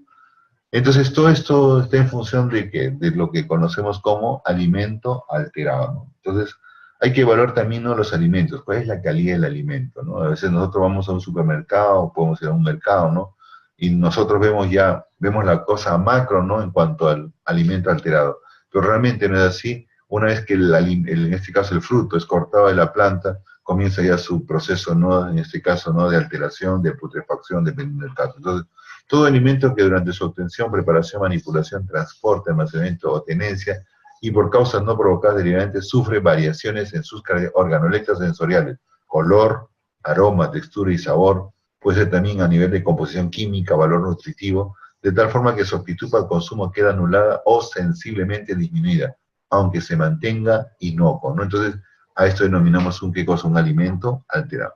Condiciones que debe tener un alimento comestible, o sea, de esto hemos aprendido y qué debemos tener. Entonces, hablamos principalmente de lo que es la inocuidad. Entonces, se debe tener, ¿qué cosa? Diferentes normas a seguir. ¿Para qué? Para tener la parte higiénica. Entonces, ¿qué tener? Seguir con las buenas prácticas de fabricación o de manufactura es una cuestión importante. Entonces, los sistemas de sanitización, higiene, ¿no?, de todo el sistema, la capacitación, la limpieza juega un rol importante, control de materias primas, control de procesos, control de empaque, ¿no es así?, estabilidad de los productos, ¿no es así?, seguir la higiene de los locales e instalaciones, no va a haber cucarachas, si tengo que usar tranquilamente, si hay plagas, el uso de insecticidas, ¿no?, Hubo un caso último, ¿no es así?, en el PRONA, ¿no? ¿Se acuerdan? ¿No es así? En un gobierno anterior, ¿no es así? En el Ministerio de la Mujer hubo problemas, ¿no? Porque los alimentos que se dio a provincia estaban contaminados con plaguicidas, ¿no? Inicialmente se le echó la culpa, ¿no?, a la comunidad, ¿no?, que había utilizado envases contaminados, ¿no? Pero luego indagando, lo que se pasó es que había una plaga en los almacenes del PRONA, ¿no? Entonces, ¿qué se hizo? Se agarró insecticida y tranquilamente se pulverizó todo con los alimentos adentro, ¿no? Esos alimentos tenían problemas, ¿no?, de residuos de plaguicidas, y por eso fue la intoxicación en estas poblaciones. Entonces, seguir la higiene también en cuanto a los manipuladores, o sea, los operadores, cómo se lavan las manos, cómo es el sistema de higiene, ¿no?, en cuanto a los servicios higiénicos como tal, ¿no?, cómo son las normas higiénicas básicas, evitar las condiciones de contaminación cruzada, poder ver las alteraciones químicas, enzimáticas, ¿no?, de los productos, de repente la contaminación microbiológica, ¿no? Si ya tengo un producto que está, ¿no?, alterado ya, no lo puedo mezclar con los demás productos, ¿no? En el caso de que todas estas condiciones no se sigan, el alimento puede volver a ser tratado, ¿no? O en este caso, se elimina, ¿no? ¿Por qué volver a tratarse? Puedo tranquilamente tratar, ¿no es así? Tratar de recuperarlo, ¿no? Utilizando, ¿no es así?, algunos, ¿no?, cambios, ¿no?, desde el punto de vista físico, desde el punto de vista químico, ¿no?, o poniéndole sustancias que traten, ¿no?, de estabilizarlo, ¿no? Pero la gran mayoría tiene que eliminarlo, ¿no?, y desecharlo, ¿no? Otro punto importante desde el punto de vista toxicológico, dejando un poco, ¿no?, los alimentos, también otro que se está viendo ahora último, ¿no?, que son la parte, ¿no?, drogas y consumo de ellas, ¿no? Podemos tener drogas estimulantes, psicodislécticos, ¿no es así? Pero acá vamos a ver una cosa que es importante, ¿no? Un poco para actualidad, ¿no? Vamos a drogas depresoras, ¿no? A una que está tomando importancia, que es, ¿no?, lo que es la cannabis, ¿no? Con este problema si se puede utilizar o no. ¿Cómo sabe? Entonces, las drogas depresoras son sustancias que actúan deprimiendo el sistema nervioso, son, ¿no?, adormecimiento, tranquilidad y anestesia. Producen sensaciones agradables, a la vez que pueden también eliminar, ¿no?, calman, ¿no?, y amortiguan las sensaciones molestas, ¿no?, eliminan, ¿no?, los dolores, son analgésicos, son ansiolíticos, o sea, bloquean la ansiedad, ¿no?, la tensión, la angustia, dan en este caso adormecimiento, tranquilidad y anestesia, ¿no?, al individuo. Entonces vamos a hablar rápidamente de la cannabis, porque es un producto que está ahora en dilema, ¿no? Entonces, son, en este caso, derivados de la cannabis sativa, los cannabinoides, se cultivan como el Oriente Medio, lejano, parte de África, ¿no es así?, zonas centrales y de Sudamérica. En nuestro país también hay cultivos. La sustancia activa es el alcaloide, ¿no es así?, ¿no? 9-delta hidrocannabinol, ¿no? Entonces, normalmente el tetrahidrocannabinol no es, en este caso, el alcaloide, ¿no?, más importante, ¿no?, para este tipo, ¿no?, de droga. ¿Qué más sabemos rápidamente? Con los derivados podemos tener la marihuana, o también conocida como hierba, que son hojas secas, flores y pequeños tallos, que la, ¿no?, en este caso del alcaloide, ¿no?, del tetrahidrocannabinoides es de 5, ¿no?, a 10%. Podemos el famoso hashish, ¿no?, hash o chocolate, ¿no?, prensado de la resina de la planta hembra, ¿no?, dando lugar a un bloque, ¿no?, de color marrón, y normalmente haciendo la parte analítica se tiene, ¿no?, hasta una concentración de 20%, ¿no? Podemos tener de 2 a 4 veces incremento su concentración. Y el aceite de hashish, que es una mezcla de resinas con algún disolvente como acetona, alcohol, ¿no? Entonces, ¿qué hemos hecho? Hemos aumentado la extracción, ¿no? Y podemos llevarnos a la concentración que puede llegar hasta 85%, ¿no? Entonces, el punto de vista histórico, ¿no es así? Se cultiva, ¿no?, como fibra de cáñamo, esa es su utilidad, por sus propiedades psicoactivas y por su utilidad terapéutica, ¿no?, como hemos estado viendo, ¿no?, y la discusión en los últimos tiempos.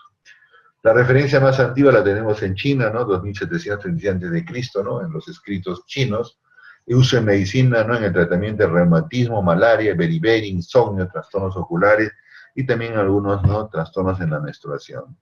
En la India, agilizar la mente, ¿no?, tiene que ver con la longevidad y aumentar el líbido, ¿no?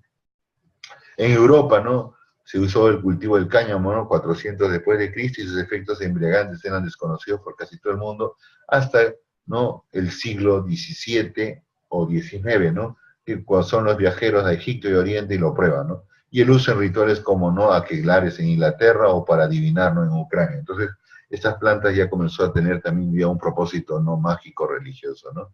Y en los años 60, con el movimiento famoso hippie, su uso se extiende por Estados Unidos y Europa, convirtiéndose en la sustancia ilegal de mayor aceptación social. Hoy en día existe multitud de movimientos pro legalización. Se está legalizando en algunos países y en otros, como el caso de nuestro país, se está viendo, ¿no? Sobre todo, no como droga de aceptación social, sino terapéutico de su discusión. Entonces, ¿no? El THC, este alcaloide, no es soluble en agua, entonces su consumo es por vía oral o por medio de inhalación, ¿no? En este caso hay diferentes, ¿no?, dispositivos que se han realizado para, en este caso, ¿no?, consumirlo por inhalación. ¿Qué más? También puede ser, ¿no?, comido, ¿no es así? ¿No? Entonces hay diferentes, ¿no?, productos, ¿no es así?, que puede tranquilamente, ¿no es así?, ya comercializado, ¿no es así?, de venta al público, ¿no?, en caramelos, puede ser bebido, ¿no es así?, algunos, otros como tal.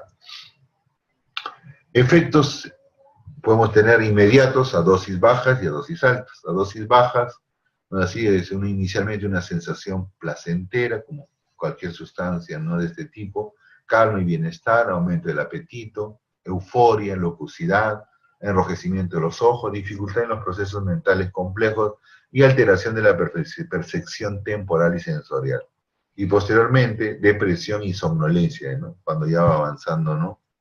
En dosis altas tenemos confusión, letargo, percepción alterada de la realidad y inusualmente estados de pánico, ¿no? En algunos casos, no usualmente, pero hay este efecto. Efectos a largo plazo, no es así, síndrome amotivacional, se desmotiva a la persona, disminución de la capacidad de la concentración, disminución de la memoria, se vuelve, ¿no?, desmemoriado. Efectos cancerígenos, ¿no?, el doble que el tabaco, ¿no?, pues el consumo principalmente, ¿no?, de este humo, ¿no?, alteraciones de los sistemas reproductores, alteraciones en el sistema inmunológico, y nuevamente se ha visto que este alcaloide atraviesa la barrera placentaria. Y, por supuesto, se genera, ¿no?, un síndrome de abstinencia, en este caso, ¿no?, en él. Entonces hay ansiedad, insomnio, irritabilidad, depresión y anorexia. Entonces, está constatado la potencialidad del cannabinoide como elemento desencadenante de psicosis y cuadros delirantes, ¿no?, alucinatorios en personas en riesgo.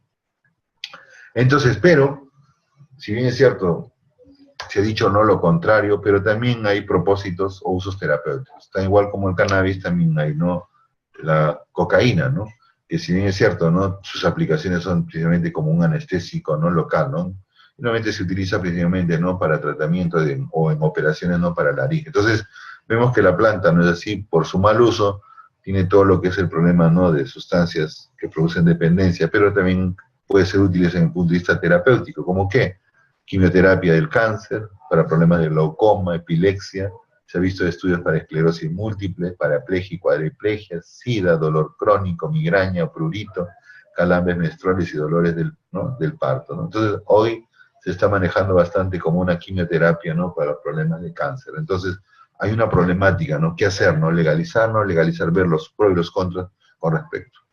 Otro punto, ya casi finalizando, si hemos visto alimentaria, vemos un poco, ¿no?, de esta parte, ¿no?, de una sustancia no prohibida, ¿no?, de dependencia, que se quiere legalizar desde el punto de vista terapéutico, ¿no es así? Hay bastante que discutir en ese punto. Pero también otro punto interesante es la toxicología industrial, ¿no? Muchos laboramos o laboran, ¿no?, en sí. Entonces, la toxicología industrial es, ¿no?, una área de expansión en los últimos tiempos. Hoy en día las normas, por ejemplo, del sistema de calidad ISO, se habla del riesgo, ¿no?, y ese riesgo tiene que ver algo, ¿no?, con todo, ¿no?, tu entorno, ¿no? Entonces, área de la toxicología que estudia las sustancias químicas utilizadas en la industria, ¿no? ¿Qué trata de hacer la toxicología industrial? Trata de identificar, cuantificar, evaluar los riesgos para la salud de los trabajadores, ¿no? ¿Con el objetivo de qué? De prevenir los daños a la salud de los trabajadores. Es decir, llegaste sanos, trabajaste conmigo toda tu vida y yo te entrego nuevamente a tu casa sano y salvo. ¿Estamos de acuerdo? Y si hay un alto riesgo, entonces tengo que ver, ¿no?, riesgo-beneficio. Entonces tengo que, ¿qué cosa? Mejorar, ¿no?, los sistemas de atención médica, tu remuneración va a ser más elevado. Por ejemplo, el minero, su tiempo máximo no comienza en la mina, ¿no?, 18, 19 años, y a los 35, 40 años ya se está jubilando, ¿no? ¿Estamos de acuerdo? Gana mucho más, pero su tiempo de vida es menor, ¿no? Entonces, ¿cuál es la preocupación de toda la parte ocupacional, ¿no? Industrial? Es el cáncer como tal, el cáncer ocupacional. Entonces, una gran proporción de carcinógenos conocidos se encuentran en el ambiente de trabajo. Entonces, son las medidas de seguridad para tratarnos de evitar este problema. En principio, las exposiciones ocupacionales pueden ser controladas, o sea, puedo controlar, ¿no? Haciendo barreras, utilizando, ¿no?, diferentes dispositivos. Puedo minimizar el riesgo y lo ideal es que puedo, ¿qué cosa? Eliminar. Tan simple, por ejemplo, ocupacional puede ser, ¿no?, una jeringa, ¿no es así? Ustedes han usado una jeringa descartable con una aguja descartable. Entonces, ¿cuál es la probabilidad de que tú en un hospital, trabajando con esa aguja, el riesgo, ¿no?, te puedas pinchar con esa aguja y tranquilamente infectar, ¿no?, de un paciente con VIH? Entonces, hay cambios en los dispositivos. No es que voy a eliminar la aguja, sino que he hecho un cambio en la ingeniería de esa aguja. ¿Para qué? Para que tranquilamente, ni bien saco la aguja, es una aguja retráctil, se esconde, o de repente hay un dispositivo que inmediatamente lo cierra, ¿no? ¿Y qué cosa? Cubre. No es que le vuelva a poner con la mano el capuchón, no, porque de esa manera, ¿qué cosa? Me puedo yo hincar. No, la idea es que es un dispositivo automático. En términos de salud pública, entonces, los carcinógenos son muy importantes por el potencial del punto de vista preventivo, ¿no? Y la prevención debe tender a la disminución o eliminación de los riesgos. Entonces, hoy en día, en todas las plantas industriales, la disminución de riesgo juega un rol importante, tratar de saber, ¿no?, cuáles son esas sustancias, cuáles son los productos, cuáles son los riesgos, ¿no?, para la salud. Entonces, ahí la Agencia Internacional de Investigación del Cáncer, que es el IARC, que clasifica las sustancias en 4 grupos. Grupo 1, 2, 2A, 2B, 3 y 4. El grupo A son procesos industriales con compuestos químicos o grupos de los mismos que son cancerígenos para el hombre. Ya ha estado probado, hay data y ahí queda. Grupo 2 se subdivide en A, probablemente cancerígenos, y B, posiblemente cancerígenos. Grupo 3, productos que no pueden clasificarse como cancerígenos para el hombre. Y grupo 4, probablemente no cancerígenos para los humanos. Entonces, si tenemos una industria o estamos trabajando en la industria, cada producto que se trabaje, o cada excipiente, cada componente, ¿no?, del producto, ya sea un desinfectante, ya sea un agroquímico, ya sea lo que trabajemos en la industria, yo tengo que cosa, clasificarlo, ¿no? Por ejemplo, según el último reporte, ¿no es así?, de la OMS, ¿no?, el formol, ¿no?, o la formalina, ¿no?, ya sube a la categoría del grupo 1, antes estaba en la categoría 2, ahora sube a la categoría, entonces es una sustancia, ¿no?, que puede producir, que produce, perdón, cáncer para el hombre. Pero estamos hablando de grandes cantidades, entonces hay que ver qué cosa, hay que vernos así su uso, ¿no?, y las condiciones para tratar de disminuir el riesgo en su uso como tal. El convenio 139 de la Organización Internacional del Trabajo sobre el Cáncer Ocupacional, ¿qué menciona la OIT? Establece principios fundamentales para la prevención y control del cáncer ocupacional, plantea estrategias de prevención primaria, o sea, sustitución de las sustancias por sustancias no cancerígenas. Pero imagínate, ¿no?, yo tengo, ¿no?, un producto, ¿no?, que uso, por ejemplo, que tenga formalina o formol, 0.1%, ¿no? Entonces yo tengo que ver los riesgos. Si es cierto, no va a ser tanto el operador, o sea, quién es la persona que usa continuamente, ¿no? Que es diferente que le puedo poner el formol, lo que sucedió, por ejemplo, ¿no?, en los champús de Johnson Johnson, ¿no? Los champús de Johnson Johnson tenían pequeñas cantidades de formol, pero el champú Johnson Johnson para niños, ¿qué cosa? Se usa en niños, y en los niños, ¿qué cosa? Le lavas casi, ¿qué cosa? Todos los días el cabello. Entonces, ¿qué pasa? Hay mayor propenso, o el niño está más propenso de cosas, de tener una toxicidad crónica por esta sustancia. Pero si tengo yo una sustancia, ¿no?, en la cual lo utilizo una vez a la semana, al mes, ¿no?, o sea, no es tan continuo, y hay que ver también la dosis, entonces hay que ver, ¿no?, hay que hacer la evaluación correspondiente. Establece también esta norma o este convenio la necesidad de elaborar una lista de cancerígenos prohibidos y controlados por parte del Estado, ¿no? Y prioriza el establecimiento de un sistema nacional de registro de cánceres ocupacionales. ¿Qué más? Establece la necesidad de la vigilancia de la salud en las empresas. Entonces no es cuestión de que el ente regulador solamente esté sentado en la oficina, sino hay que hacer un monitoreo, cosa que, por ejemplo, acá no hacemos la vigilancia sanitaria como debe de ser. Hay que poner medidas de prevención y protección, acceso a la información y formación de los trabajadores. O sea, los trabajadores deben de conocer con qué están trabajando, cuál es el riesgo, cuáles son las medidas de control, y está complementado, ¿no?, con los convenios 150 y 156, 161 de la OIT, ¿no? Rápidamente, ¿no?, con respecto a cuáles son los tumores que han sido asociados más frecuentes al origen ocupacional, son problemas en pulmón, ¿no es cierto? Vejiga, cavidad nasal, hígado, el famoso angiosarcoma, mesotelioma y cánceres de piel, ¿no? Y también, ¿no?, problemas de leucemia, ¿no?, y linfomas como tal. Rápidamente, entonces, con respecto al IAR, ¿no?, grupo 1 son carcinogénicos en humanos, se han encontrado ya 108 agentes, ya está puesto como clasificación. Grupo 2A probablemente son 64 agentes o compuestos. Grupo 2B, 271. Grupo 3 no clasifica 508. Y probablemente no, para los humanos hay uno, ¿no? La gran mayoría está en la categoría grupo 3, no clasificable. Ejemplos tenemos, ¿no?, el asbesto, ¿no es así?, el arsénico, el benceno, el cadmio, el cromo 4, el níquel, óxido de etileno, virus hepatitis B, infección crónica, virus hepatitis C, infección crónica, radiaciones ionizantes, radiaciones solares, sílice cristalina, polvo de madera, el famoso formaldehído, que pertenece al grupo 1, como les había dicho, y el cloruro de vinilo. Y una cosa que es importante, miren, el virus de hepatitis B y C. Entonces, esta infección crónica, que puede ser un problema hospitalario por el trabajo del hospital, del trabajador en salud, juega un rol importante, por ejemplo, con las agujas.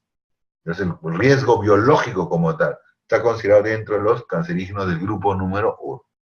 Según el sitio de lesión, puede ser, como vimos inicialmente, hepatotóxicos, entonces hay que hacer, ¿no?, análisis a nivel, ¿no?, de transaminasas, nefrotóxico, ver tranquilamente cómo están los riñones, neumotóxicos, ver tranquilamente la parte respiratoria, ¿no? Hay estudios que se hacen, la parte neurotóxica, la parte, ¿no?, de miliotóxicos también hay que ver. Entonces, sobre todo, ¿no?, la parte nerviosa. Entonces, todas estas son lesiones que tienen que ser evaluadas. Principalmente, ¿no?, puede ser al año, puede ser a los 6 meses, al mes, a los 3 meses, dependiendo de la frecuencia. Cuán frecuente está el trabajador expuesto. Por ejemplo, en las minas, la gran mayoría de trabajadores, ¿no?, en minas trabajan, ¿no?, 1 mes, 2 meses, hasta 3 meses, dependiendo del grado de contaminación que pueden tener, y según los datos que tienen pasan a descansar, ¿no?, 3 o 6 meses, ¿no? Entonces, eso es una cosa que hay que conocer.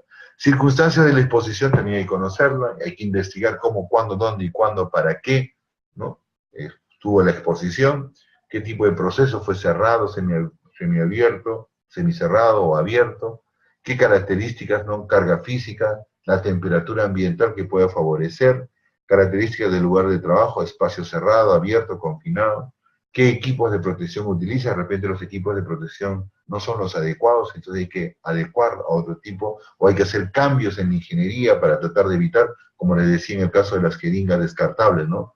Ya hay unos dispositivos especiales que no son caros, ¿no?, que son con agujas retráctiles o dispositivos de seguridad. Ver la información y la capacitación del personal, que también son importantes, ¿no? ¿Cómo podemos identificar estos agentes, ¿no?, rápidamente?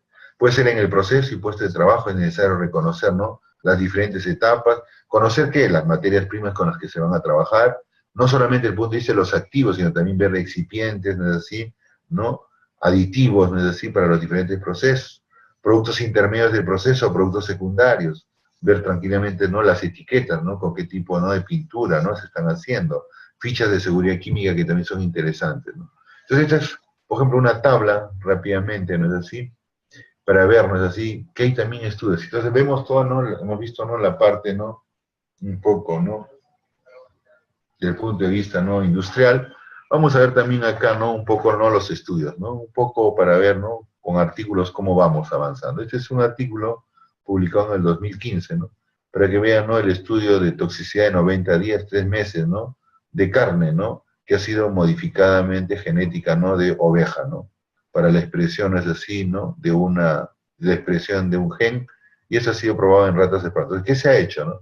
Se tiene, ¿no?, en este carne de oveja, ¿no?, modificada genéticamente, ¿no?, y la carne, ¿no?, en este caso de oveja, ¿no?, natural, ¿no?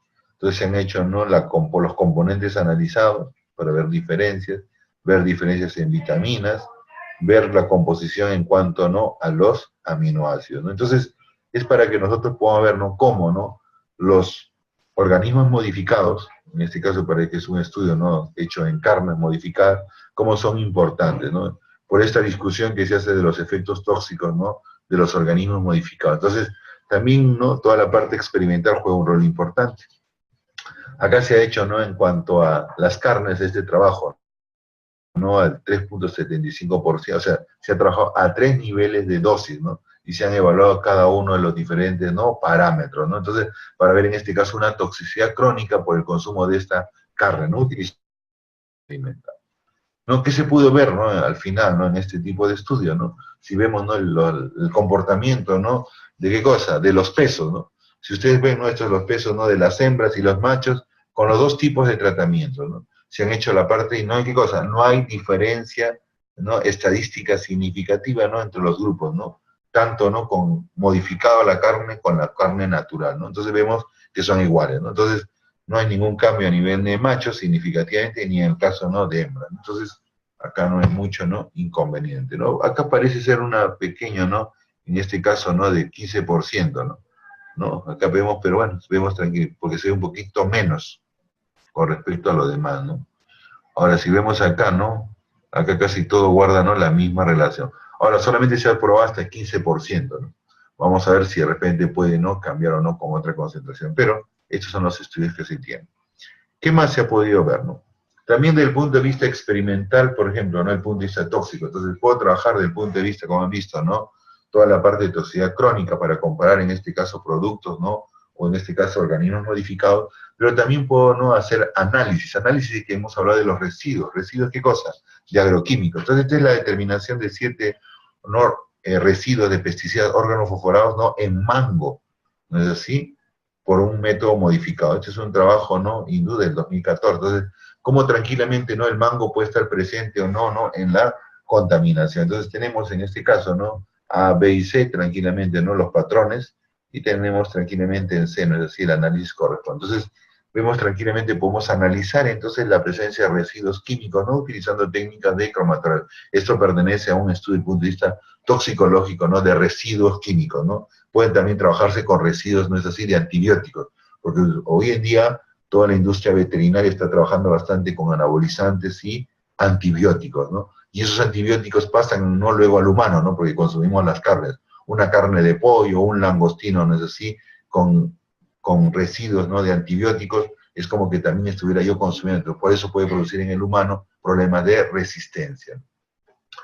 Este es, ¿no?, otro trabajo, ¿no es así?, que es del mismo, ¿no?, donde que se han hecho los análisis, ¿no?, en este caso, ¿no?, para ver diferentes tipos, ¿no es así?, de los mangos, ¿no?, para ver tranquilamente, ¿no?, si hay en este caso contaminación o no de, en este caso, Malatium, clorpirifos, malatio, ¿no?, como tal, porque nuevamente son sustancias, ¿no?, que están prohibidos a nivel. Y si queremos trabajar, ¿no?, con exportación, exportar productos, este es un, ¿no?, requisito importante.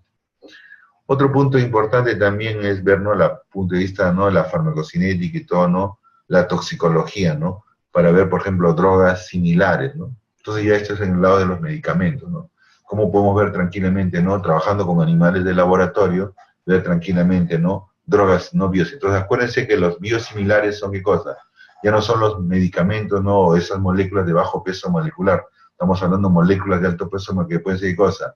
Péptidos o proteínas, ¿no? Hoy en día el tratamiento con proteínas, ¿no?, ahí llamamos productos biológicos, también tienen que ser estudiados utilizando animales de laboratorio. Entonces, este es un estudio donde que se han hecho, ¿no?, las comparaciones, ¿no?, de diferentes productos biológicos comparados, ¿no?, es así, con animales de laboratorio, ¿no?, para ver en este caso la farmacocinética y ver, ¿no?, cómo se hace la comparación entre productos porque se dice que no son iguales, ¿no? Basta que en una molécula de una proteína cambie un aminoácido, un péptido, ¿no?, tranquilamente, ¿no?, la molécula puede tener otro comportamiento diferente. Entonces, esto es importante. Entonces, con estos jóvenes, ¿no?, hemos terminado este pequeño repaso, ¿no?, desde el punto de vista de la toxicología. Tal vez el tiempo es corto, pero bueno, he querido poner lo más importante y hacer un repaso. Les agradezco, ¿no?, los que escuchen este video, ¿no?, y espero, ¿no es así?, ¿no?, volvernos otra vez a ver en algún momento, ¿no?, de desearles éxitos, y bueno, gracias por este tiempo, ¿no?, en este video. Buenas tardes a todos ustedes y que sigan adelante, ¿no?, en su desarrollo profesional. Cuídense mucho. Gracias.